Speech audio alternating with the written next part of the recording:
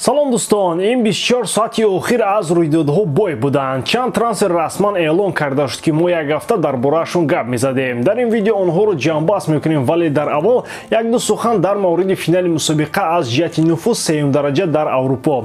Лигаи конференсия. Ин мусобиқае ҳаст ки ба маънои томаш дастаҳои миёнаҳол иштирок мекунанд. Ягон ситора ё нафаре ки тақдири бозиро ҳал кунад ва ё диққати моро ба худаш ҷалб созад нест. Дар чунин мусобиқаҳо ҳамон дастаи ғолиб меояд ки сарҷам асту аз рӯи ҳидояти мураббӣ амал мекунад. Давид Моес дар олами футбол ҷойгоҳи худро дорад. Ӯ арзанда буд ки ҷоизаи ба даст орад. Ниҳоят бо дастаи Вестхэм мураббии шотландӣ муваффақ гардид. Дар финали лигаи конференсия дастаи Фиорентина бо ҳисоби 2-1 таслим карда шуд ва акнун дар мавсими ояндаи мусобиқаҳои аврупоӣ аз Англия 8 даста намояндагӣ хоҳанд кард.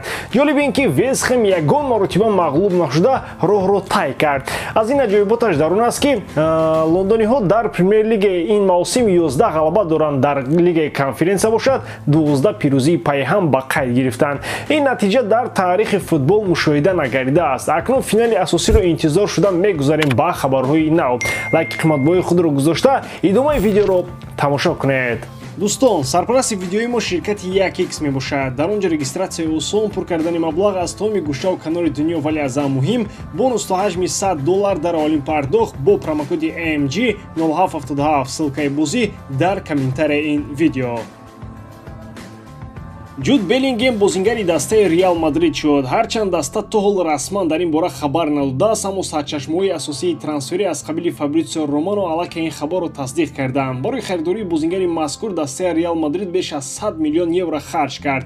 тибқи хабарҳо дар равзанаи тобистона дастаи шаҳри Мадрид барои харидории бозингарони нав 400 миллион евро сарф мекунад. дар хатти нимҳимоя дигар ягон бозингари дигар харидорӣ карда нахоҳад шуд. ҳадафи асосӣ дар хатти марказии майдон Ҷуд Беллингем буд ки аллакай ин масъаларо мадридиёт дар рӯзҳои аввали равзанаи трансферӣ ҳал намуданд. акнун дастаи Реал аз паси харидории ҳамлагари марказӣ мешавад. Ҷуд Беллингем дар Реал Мадрид бояд мавқеи худро пайдо карда тавонад. бозингари ҷавони англис дар Боруссия Дормунд собит кард ки ӯ барои бозиҳои бузург ва мусобиқаҳои сатҳи баландтарин омода аст. аз он ки Ҷуд дар маркази майдон бозиро чӣ гуна идора мекунад, кулли мураббиёни сатҳи якуми олам дар ҳайрат ҳастанд. дилхоҳ мураббӣ ин футболбозро дар сафи худ дидан мехост. Беллингем Реалро интихоб кард. аз ҳам муҳим он ки корномаи Ҷуд дар Реал ба азар монанд набошад. ин футболбоз аз осебҳо бояд рӯи гурез ҷӯяд ва дар аввалин моҳҳои ҳунарнамоӣ мавқеашро дар Мадрид пайдо кунад. мутахассисон як ҷиҳати манфиро дар бозии Беллингем диданд ва онро ишора мекунанд. гап сари он меравад ки Беллингем муносибат ва ё вокуниши дуруст ба бохтро надорад. ин масъаларо ҳатто психологони варзишӣ ишора карданд ки бозингари ҷавони англис пас аз ҳар як бохт рӯияи хеле заиф дорад ва барои ба худ омадан бо ӯ чанд бозӣ дар кор ҳастанд. шартномаи бозингари ҷавон бо Реал Мадрид то соли 2029 баста мешавад. ивазшавии насл дар Реал Мадрид идома дорад. Беллингем яке аз элементҳои асосии механизми нави Реал Мадрид бояд шавад. Рафаэл Гереро дастаи нави худро интихоб кард. бозингари португалӣ чемпионатро иваз намекунад. ӯ дар Бундеслига боқӣ мемонад. пас аз шунидани ин суханҳо шумо аллакай дарк кардед ки Гереро ба дастаи Бавария гузашт. дар Боруссия Дормунд футболбози мазкур яке аз муҳимтаринҳо буд. дар мавсими испаришуда бозингари номбурда 4 гол ва 12 ассистро ба номаш сабт намуд. муҳлати шаҳрномаи Гереро бо дастаи шаҳри Дормунд тобистони ҳамин сол ба анҷом расид. табиист ки дормундиё барои шаҳрномаи нави ӯ талошҳо карданд, вале бозингари португалӣ ҳамаи пешниҳодҳои дормундиёро рад кард. ӯ ба ҳайси агенти озод футболбози дастаи Бавария мешавад. қарордоди ин бозингар ба муддати 3 сол баста шуда то тобистони соли 2026 амал хоҳад кард. тибқи хабарҳо Томас Тухел шахсан Рафаэл Герероро ба Бавария даъват кардааст. бозингари португалӣ ин даъвати мутахассиси олмониро пазируфта ҳамакнун ба сафи дастаи шаҳри Мюнхен меравад. Гереро тавассути канори худ метавонад ҳам дар системаи бозӣ бо 2 дифоъгари марказӣ ва ҳам бо 3 ҳимоятгари марказӣ бозӣ карда метавонад. футболбози португалӣ ҳатто метавонад дар хатти нимҳимояи канорӣ бо тарҳи тактикаи 4-4-2 истифода шавад. як бозингари дурахшони дигари премер лигаи Англия ҳам ба Арабистони Саудӣ меравад. гап дар бораи Уилфрид Заҳа меравад. шартномаи футболбози 30 сола бо дастаи Кристал Пэлас ин тобистон поён ёфт. дастаи шаҳри Лондон кӯшиш кард то қарордоди ӯро тамдид кунад, вале Заа аз идомаи корнома дар Кристал Пелас даст кашид. Футболбози номбурда ба дастаи Ал-Наср ба пеши Роналдо меравад. онҳо дар мавсими навбатӣ ҳарду дар кишвари арабӣ кӯшиш мекунанд то Ал-Насрро ба қаҳрамонӣ расонанд. дастаҳои аврупоӣ ба Уилфрид Заа пешниҳоди ҳамкорӣ карданд, аз ҷумла аз худи дастаҳои шаҳри Лондон, Арсенал ва Челси ин футболбозро ба сафи худ ҷалб карда мехостанд. ҳамчунин Бавария ҳам ба бозингари 30 сола таваҷҷӯҳ зоҳир карда буд, аммо футболбози номбурда хуб пай мебурд ки дар Аврупо дар сафи ягон дастаи топ наметавонад бозингари ҳайати асосӣ бошад. ҳамаи дастаҳое ки ба Заа пешниҳоди ҳамкорӣ намуданд, ӯро барои васеъ кардани ҳайати захиравӣ даъват карданд. дар Ал-Наср Уилфрид Заа ҳам пули калон кор мекунад, ҳам бозингари ҳайати асосӣ хоҳад буд ва ҳам аз шиддату фишори зиёд халос хоҳад буд. ягона коре ки дар ин трансфер мондааст тайёр кардани ҳуҷҷатҳо аз тарафи Кристал Пелас мебошад. дигар ҳамаи масъалаҳо ҳалли худро ёфтаанд.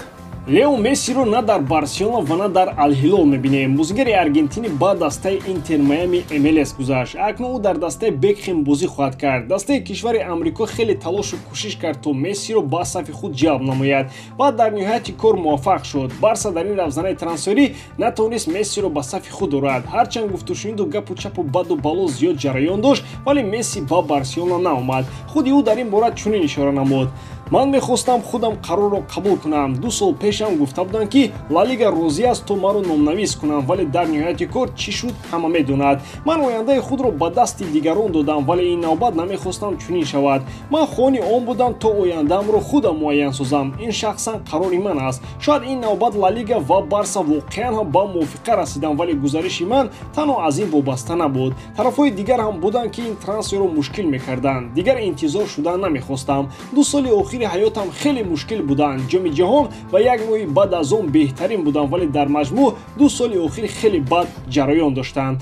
худи Барселона дар ин бора чунин изоротро нашр кард: Барселона ба Месси дар марҳилаи нави карьерааш бурдбориҳоро таманно дорад. Лапорта ва Хорхе Месси сари он ба мувофиқа расиданд ки мухлисони Барса корномаи бузурги Мессиро дар даста эҳтиром кунанд. 5 июн, яъне рӯзи душанбе, агенти футболбоз ба президенти Барса қарори қабул кардаи Мессиро расонд. ӯ ба хулосае омад ки карьераашро дар дастаи Интер Майами идома диҳад. дар Барселона ин қарори Леоро эҳтиром мекунанд ва ба ӯ комёбиҳо таманно доранд. Барселона ҳамеша хонаи ӯ хоҳад буд.